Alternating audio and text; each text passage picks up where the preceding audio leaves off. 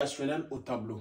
Pourquoi on dit une équation irrationnelle? C'est parce qu'on a x sous radical. Cela veut dire la variable x est placée sous radical. C'est pourquoi on dit que c'est une équation irrationnelle.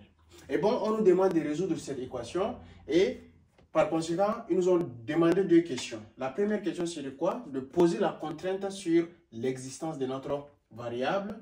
Et puis, la deuxième question, c'est de vérifier notre contrainte trouvée, d'accord, sur x après avoir trouvé le x sans passer par le logarithme népérien ou bien le logarithme de base. Donc, ce qu'on va faire pour la question numéro 1, d'accord, je fais 1 comme ça, contrainte. Je dis contrainte comme ça. Et bon, les amis, d'après les propriétés des racines carrées, pour que, d'accord, notre variable x, d'accord, existe, il va falloir que, d'abord, tout ce qui est sous radical soit supérieur ou égal à 0. Donc, c'est ça notre contrainte. X moins 2 doit être supérieur ou égal à 0. Donc, x serait supérieur ou égal à quoi? Le 2, je le ramène de l'autre côté, ça serait 2 parce que ça change de signe. Donc, x doit absolument être supérieur ou égal à 2. Donc, ici, j'ai dit mon domaine de définition, d'accord, 2 de f là, on dit c'est supérieur ou égal à 2. Donc, je ferme sur 2 à plus infini. Et là, j'encadre. Tout bonnement comme ça. Ça veut dire quoi? 2 de f est, d'accord, fermé de 2 à plus infini. Donc, la valeur de x que je vais trouver là, ça doit être inclus dans cet intervalle. Maintenant, je viens à la question numéro 2. On me demande de quoi? Vérification de la contrainte après avoir trouvé x sans avoir à passer avec ln. Donc, je reviens, je réécris, d'accord, mon équation ici, 25 fois racine carrée de, d'accord, 25 à la puissance plutôt, hein, 25 à la puissance racine carrée de x moins 2 là, égale à quoi? Égale à 5. Et bon, les amis, ici, sans pour utiliser ln, je dois essayer de transformer le 25. 25, je sais que c'est 5 au carré. D'accord? 5 élevé au carré me donne 25. Alors, je remplace là où il y a 25 par 5 au carré. Donc, j'aurai 5 au carré. D'accord? Le tout à la puissance racine carrée de x moins 2. D'accord? Qui est égal à 5. Or, d'après la propriété des puissances, on me dit a à la puissance m. Le tout à la puissance n, là, ce n'est rien d'autre que a à la puissance m fois n, n'est-ce pas? Donc, c'est ce que je vais avoir ici. Je vais avoir 5 à la puissance 2 racine carrée de x moins 2, là. C'est ça qui est égal à 5. Et aussi, on dit quoi? D'après la propriété des puissances, si les bases sont égales, alors les puissances aussi sont égales. D'accord?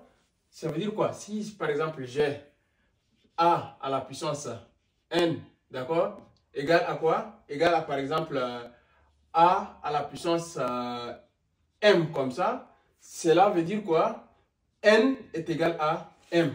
Ça veut dire tout simplement que n égale à m. Si les bases sont égales, alors les puissances aussi sont égales. Donc, à ce moment, je vais avoir quoi? Et je sais aussi que 5 là, c'est égal à quoi? C'est égal à 5 à la puissance 1. Donc, là où il y a 5, moi, je vais venir effacer et écrire 5 à la puissance 1 comme ça. 5 à la puissance 1 n'est rien d'autre que 5. Jusqu'à ce niveau, je n'ai rien changé. À partir d'ici, maintenant, je vais égaliser, d'accord, la puissance. Je vais avoir 2 racines carrées de x moins 2 est égal à 1. Donc, ça veut dire quoi? Racine carrée de x moins 2, là, c'est égal à 1 demi. D'accord? Je vais élever de part et d'autre au carré. D'accord? Ça veut dire quoi? Racine carrée de x moins 2, d'accord? Le tout élevé au carré, c'est égal à aussi à 1 demi. Le tout élevé au carré. D'accord, les amis? Donc, à partir d'ici, je peux laisser tomber racine carrée et le carré.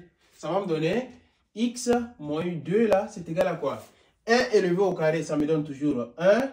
Et 2 élevé au carré, ça me donne 4. Donc, moi, je vais tirer x. Ce qui entraîne que mon x là, c'est égal à quoi? C'est égal à 1 quart. Le moins 2 va de l'autre côté, ça devient plus 2. D'accord, les amis? Je dois effacer le tableau pour essayer de tirer la valeur de x. Voilà. Je sais que 1 quart plus 2 là, je vais avoir ça. Je vais faire le produit en papillon, d'accord les amis? Je vais faire le produit en papillon. J'aurai 1 sur 4, d'accord? Plus 2. Ça veut dire le 2 est aussi 1 ici. Donc si je fais produit en papillon, je vais avoir 1 fois 1 qui me donne 1. 4 fois 2 qui me donne 8. D'accord? Sur 4 fois 1 qui me donne 4. Alors je vais avoir ici 9 quarts. Alors je viens, je dis mon x c'est égal à 9 quarts. Voilà. Ici déjà, sans pour utiliser Hélène, j'ai déjà pu trouver la valeur de mon x qui m'a donné ici 9 divisé par 4. Et ici maintenant, je dois vérifier la contrainte que j'ai tirée ici. D'accord les amis?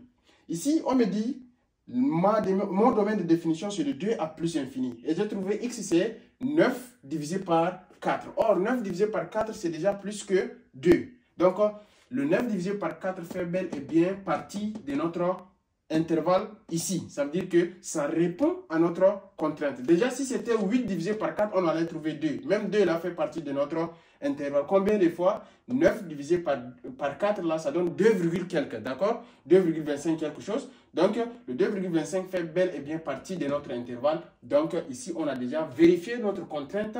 D'accord? Après avoir trouvé la valeur de x sans passer par le logarithme népérien. Merci bien.